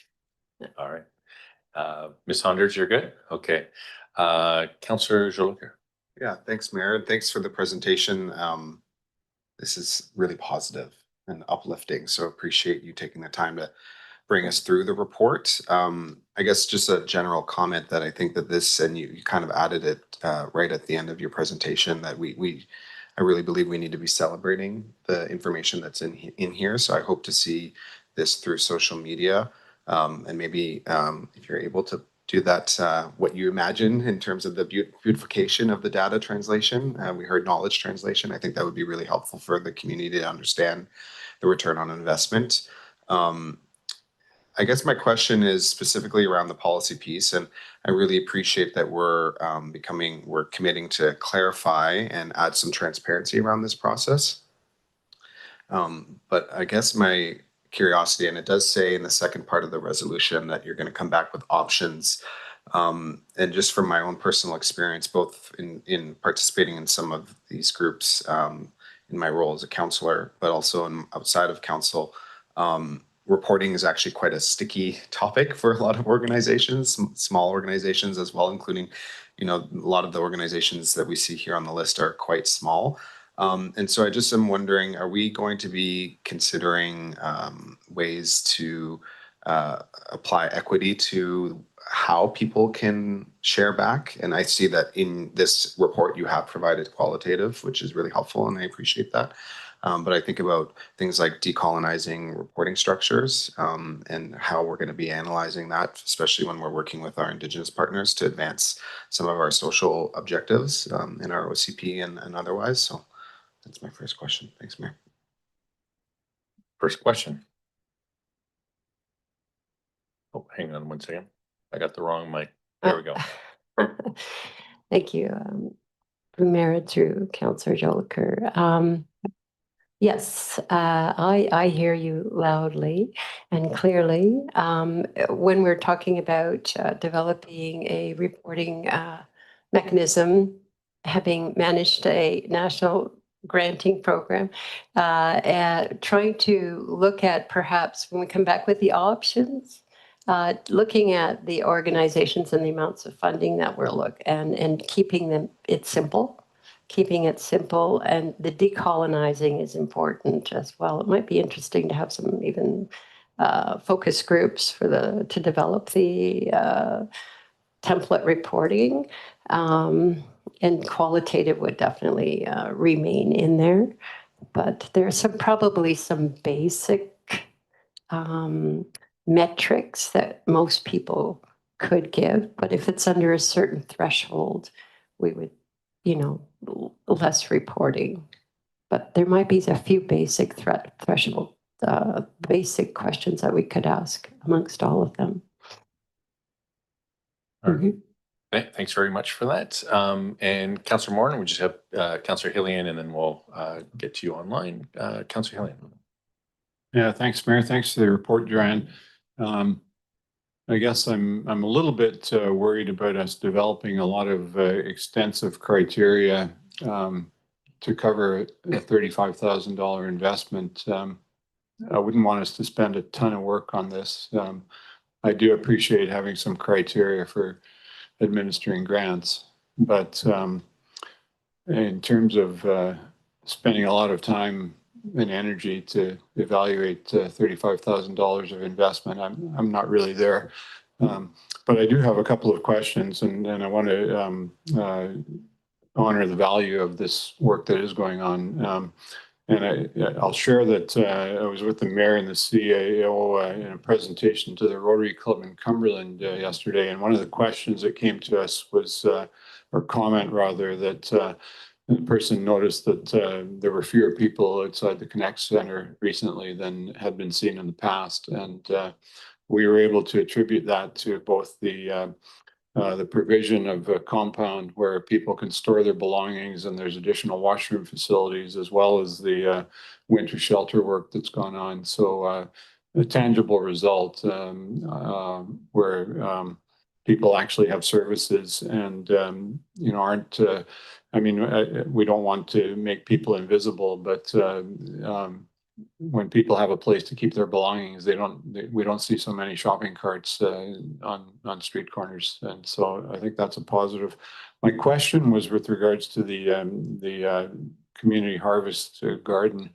With the Harmston plan as part of the downtown planning process, we're going to eventually see that property redeveloped. And we've talked about it before several times. I'm wondering if there's been any more talk with Lush about the relocation of the community garden from that particular area. Thanks.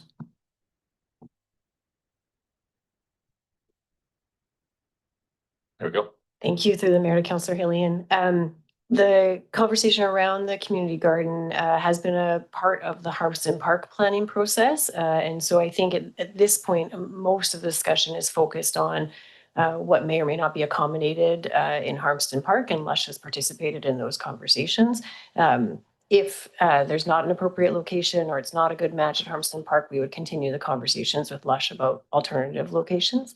And I just want to be able to respond to the comments about the amount of work and the amount of money. I absolutely appreciate that and would agree with that. And I think that's actually one of the purposes of this work, is to try to simplify through some consistency the way we can go about this report, both for our partners, the sort of variety of reporting mechanisms, reporting requirements, means complexity both for them, but also for staff as we receive all of those reports, different timelines, different metrics, et cetera.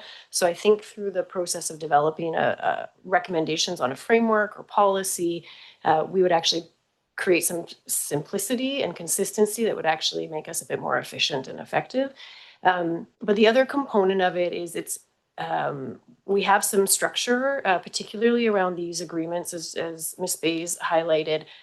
These are agreements that we've put in place through council direction that have come through staff. We have very clear timeframes, funding requirements, reporting requirements. So there's a little bit of cleaning up there. But the other piece of this is that we also have funding provided to community organizations through council, so outside of the grant and aid program, that are not treated consistently. And so part of this framework would be to actually look at those other granting or financial assistance practices that we have and provide some options for council's consideration on how we might streamline or simplify those, and also to be able to report back to council on the impact of those financial investments. So it would be greater than the funding in these 5 groups, and would expand to looking at other funds that we've provided, sometimes in significant dollars, sometimes in very small amounts. And so taking a look at that and trying to provide some guidance, and obviously we'll come back with some options for council to consider what a policy or framework might look like to help evaluate the requests for these funds, and also our requirements when we give funding away at different thresholds and or over different periods of time. Excellent. Thanks very much. And Councillor Moore. Thank you, Mayor. Yeah, thanks for this report. I think some of these requests have come out of, I think, organizations that are sort of going beyond those traditional sort of more one-off grants in terms of an organization, requesting some money for some equipment or, smaller amounts of money per se. And these are almost sort of that hybrid of operational, but as you pointed out, they're matching those funds as well. So it's not like we're funding them completely operationally. But I completely agree that I think if we were able to come up with some kind of framework that is simple and consistent, I think that would be really beneficial. I know we had this conversation recently at the RD as well, because we have a couple of these examples that don't really fit into that grant and aid, and they're more like a service agreement type scenario. Excuse me. And so I see that there is a little bit of a hybrid, but having said that, I think that it is important to have that bit of consistency, and so that organizations know it's very transparent and equitable. I guess my question is, this report is for receipt only, and we have option 2 is around the kind of work that we're talking about right now in terms of looking at best practice and reporting back with options. And I agree with Councillor Hillian. I don't want to see, like, obviously a ton of staff time, but I guess my understanding is that this would be new work, which wouldn't be in the work plan for this time around, or, this term. So I guess I'm a little bit confused, if we were to suggest that as direction, we don't really have the resources to be able to carry on or to do that work right now, is my understanding. I just want clarification on that. Thank you. Ms. Saunders, or Thank you through the mayor to Councillor Morin. I'm just looking at the report to confirm I did include the timeline, but it would be something that we would recommend occurring starting in 2026, but through 2027. So it's not an immediate urgent priority. It's work that the community development coordinator would initiate and start to work on, but we would do it as capacity allows over the next year and a bit. Okay. And so we could incorporate it into our work plan that way, but it's not work we would undertake without council's direction. So if council chose to not make this motion, then we would continue with the status quo. But with council's direction, we would incorporate this into our work plan over the next 18 months. Mm-hmm. Okay, yeah, sorry, because I'm doing this remotely. I've got all kinds of screens open and trying to follow here, but I didn't see that in the recommendation for that. But so we would have to provide that as direction tonight, I guess. Okay, thank you very much. thanks, Councillor Morin and Councillor Jolicoeur. Yeah, thanks, Mayor. On page 10 of the staff report, second paragraph, it talks about exactly what you've just kind of iterated in terms of what is included in this work for the second motion here, specifically funds distributed to community agencies at council's discretion and direction. And one of the things that when I read that came up for me was the work that we've highlighted and some of the concerns we've brought forward through the PTE exempt policy. And we might not initially think how those are attached to each other, but there is language in there. And I recognize when we move forward with the Comox Valley Community Foundation's granted aid program, and if you look on their website, it does explicitly also speak to things like, are you receiving funds from the city of Courtenay in other ways? And so I actually am supportive of this work because I think there's actually lots of tie-ins to different policies. And in the absence of that, we have people going through the finance department, getting PTE exemptions, and then people going to the community foundation. And so I think this having a concerted effort to actually understand where our partners are getting supported through us and by us through different means is actually really helpful. I know through the PTE conversation that was something, the lens that I brought to a lot of the thinking that I had on that specific topic. And I know that we have that coming to us next month, but yeah, really looking forward to having this work be done in an understanding both in terms of what's happening out there in the world for best practices, but also how we can tie this policy. And I think about our community benefit framework that we have on our rental policy, for recreational facilities. I think there's some really great work that we've done to date and is in progress that this can tie into. Thanks. Great. Thanks, Councillor Jolicoeur and Mr. Garvin. You had a comment? Thank you. Sorry, Mayor. We are hearing a lot of conversation at the council table. We are entering into some important times around what we spend our money on and what we do. And I think it's absolutely critical to be consistent because the amounts are getting larger and larger and larger each year. And very good work is done, but I think it's important to make sure that we're accountable. We heard words about accountability, transparency, budget, various things. So absolutely consistent with council direction. Thanks for that. And Councillor Frisch. Yeah, thanks, Mayor. So just for clarification, we have a variety of ways that grants go out to the community. And I think you've talked about some of them, but we have these partnerships. We have the Grant and Aid program with the community foundation. We have a lot of one-offs that come across our table, which is, yeah, a big part of it. Am I missing another, which one? Right. Well, yeah, sure. Tax exemptions. Are there any others that I'm missing? Other ways we send money out that we're not capturing? Maybe this is why you want to do the work, because it's so many different. Through the mayor, Councillor Frisch, not that I'm aware of, but I think one of the first steps is just that inventory of how funds are allocated. The intention of this work, as we imagined it, is not to look in detail at the grant and aid program, because we have a well-established program, well-established framework as directed by council. But the one-off and the different ways that folks can access funding that isn't necessarily transparent or clear to those asking for funds. So the partnerships, for example, all came through staff presentations, motions of council, reports, agreements, very formalized.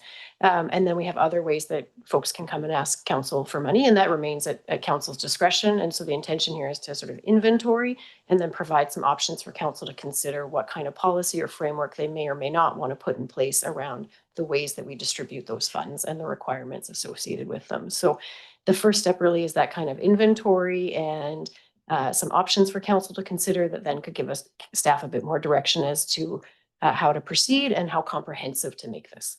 Okay, I think I understand. And so at a high level, we're just curious how much money and where and how it's being allocated at a high level. And then do we want to go deeper into that? And basically you're saying, do we want to create a policy for stuff that comes across our table just out of the blue, if you will, or without any policy in place? So I'm inclined to support the idea of you doing that work, but I do share some of the concerns. You know, we have a lot on our table already, or our plate already. So yeah, I guess you guys have heard what we said, so we'll go from there. And actually, if there's no one else, I'll just move receipt for now, and then if someone else wants to move another motion, they can. Or we won't receive it if no one wants to second that motion. Second on receipt. All right. Well, we've kind of finished the discussion, I think, on clarification. So I think we're probably at the point of. Okay, I'll second that. Yeah, so we'll just disregard the whole receipt. It's been moved and seconded. Are there any further questions or comments? Seeing none, all those in favor? Any opposed? And motion carries. Thanks everyone for the great discussion. And we'll move on to external reports and correspondence. We have a letter from Peggy Carswell with a request for the Evergreen Seniors Lounge rental fee.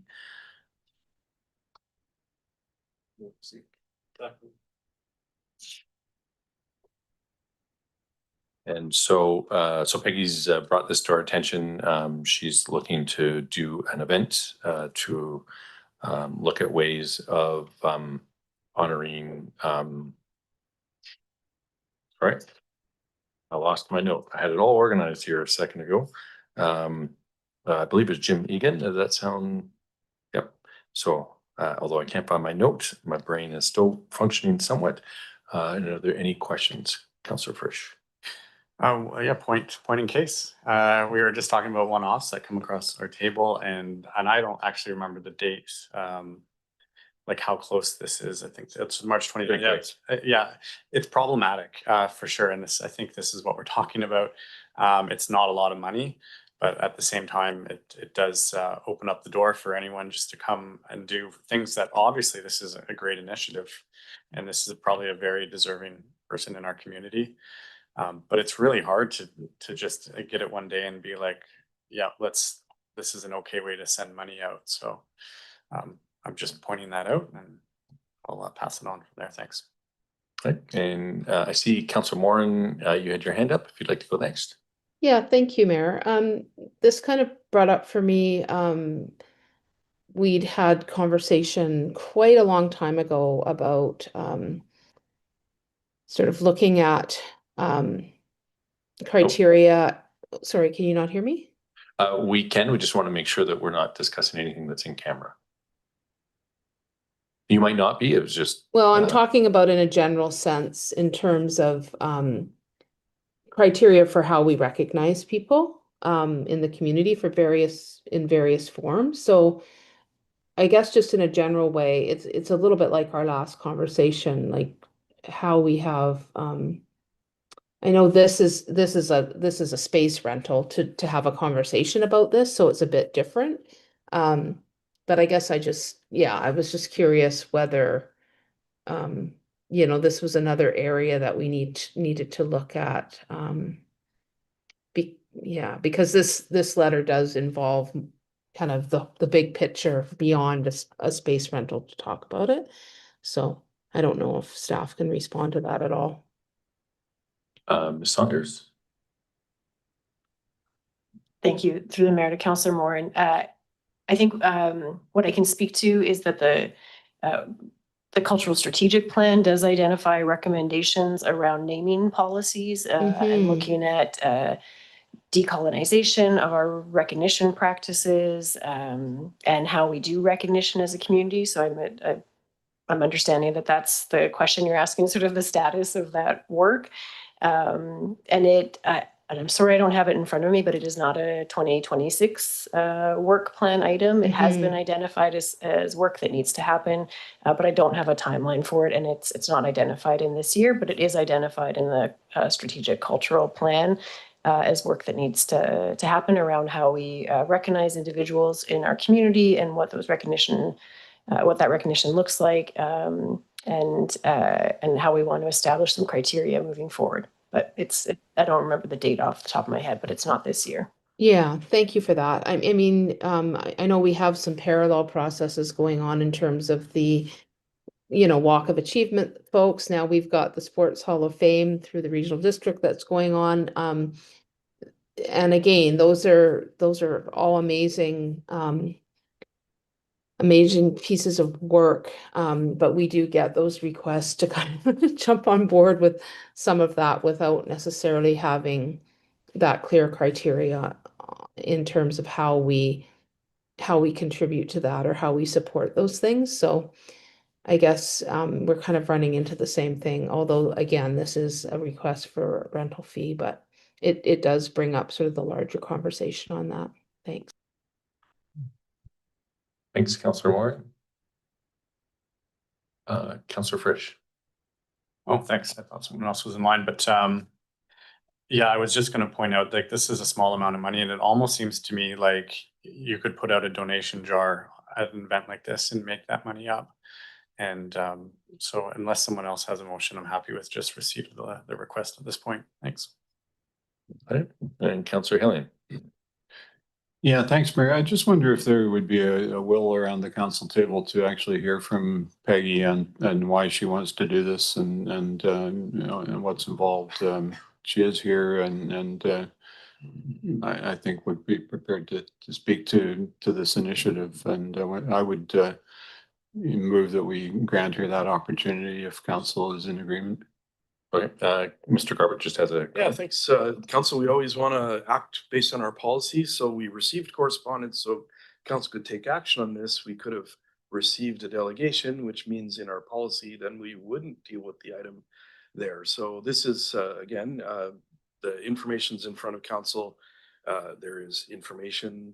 Council has adopted a user benefits-based fee structure. We have policy background, so we would, of course, take council's direction in this matter, but we have addressed this in the most expedient manner based on a piece of correspondence, and you have adopted policy. But again, Councillor Hillian has asked for council to maybe consider this beyond the consideration of the correspondence. Yeah, thanks for that reminder, Mr. Garbett. I'll go back to the agenda. Mr. Councillor Fisher off as well. So Councillor Hillian again. Yeah, thanks, Mayor. I'll move that we provide from the council discretionary. Oh, sorry, there's a receipt on the table. Okay. All right, well, we'll waive receipt, and I don't see anybody waving their hands furiously in opposition, and we'll move on to Councillor Hillian, if you'd like to make your motion. Or sorry, or we're just accepting it, like it's a unanimous consent, like I probably used the wrong term. I'm pretty sure I used the wrong term, but unanimous consent, I think, is the correct way. Yes, my apologies. Mr. Garvin. I think procedurally, to confirm, Councillor Frisch made a motion to receive the correspondence. It was seconded by Councillor Jolicoeur, and now we're having a question of action on that motion. Yeah, so this would be a subsequent motion. Councillor Hillian.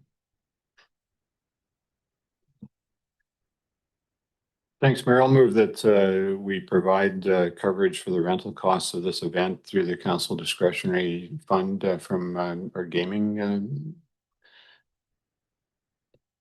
in the amount of $226.02.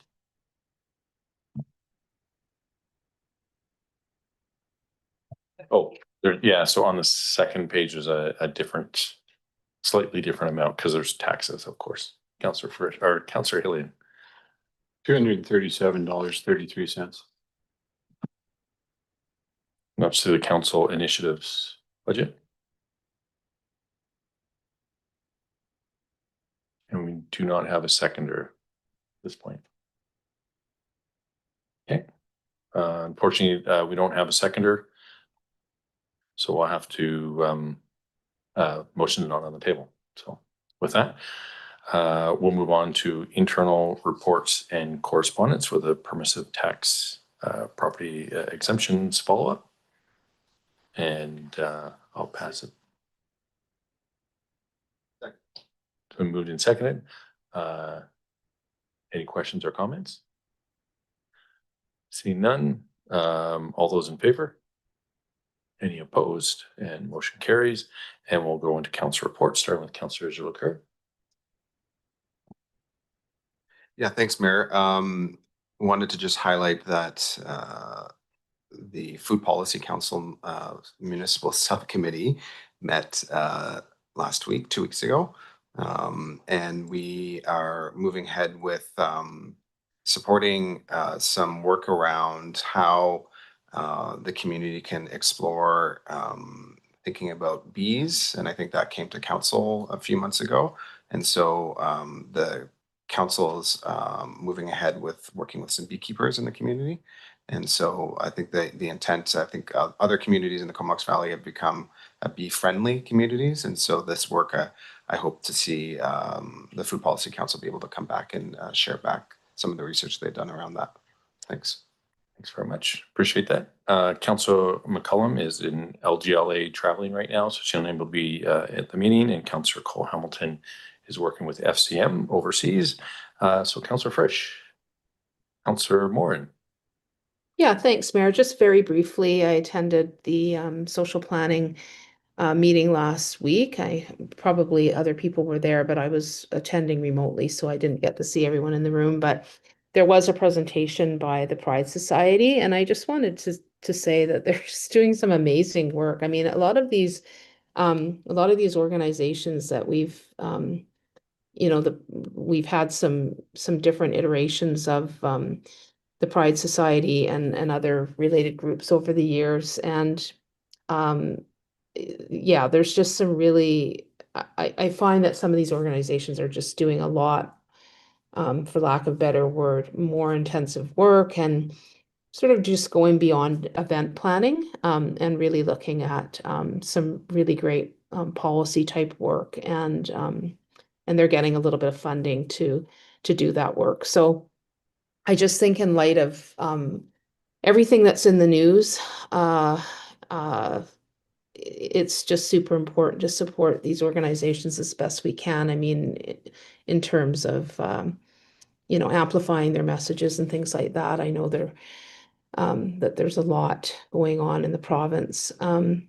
I also just wanted to make a comment about, I did a post on my social media around just the increased racism that we're seeing, particularly towards the Indigenous community in our region. And it's completely unacceptable to me, and I'm sure it's unacceptable to many other people. And I just wanted to, publicly state my support for our valued community members in the Indigenous community, and just to call on people to call out the racism that's out there, and the misinformation and disinformation around all kinds of issues provincially and locally as well. There's just no place for it. So I just wanted to make that statement publicly. Thank you. Thanks very much, Councillor Morin, much appreciated. Councillor Hillian. Okay, and I'll mention a few things.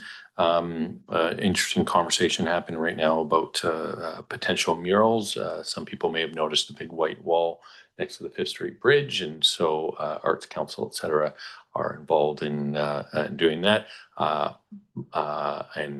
So just wanted to give Council an update that those conversations are happening from that perspective, and they'll be communicating with city staff as necessary. A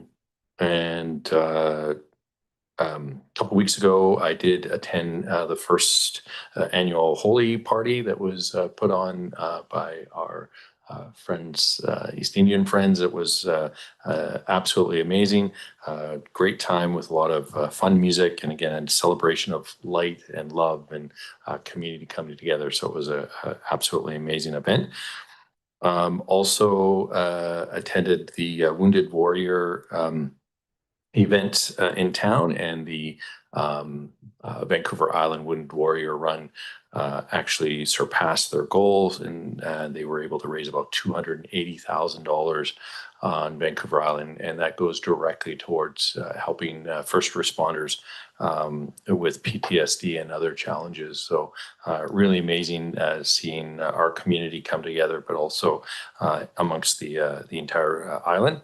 Also attended Coldest Night of the Year, and I believe some councillors attended that as well. And that raised over $150,000 in an afternoon. And again, great and inspiring to see our community come out. And finally, another event that I attended was the Yana Dinner, and that the funds for that go to families with children needing medical assistance outside the Comox Valley, and that dinner raised over $200,000. And I'd be remiss to say Coldest Night of the Year, that goes to Dawn to Dawn and Transition Society. And again, the amazing work that they do in our community. We've talked a lot tonight about the stuff that goes on, and just really want to give a great shout out to our community who and that was in the space of, I think, 2 or 3 days. But our community really coming out time and time again to support others. So I just really want to thank everybody who made those happen. And with that, we are adjourned.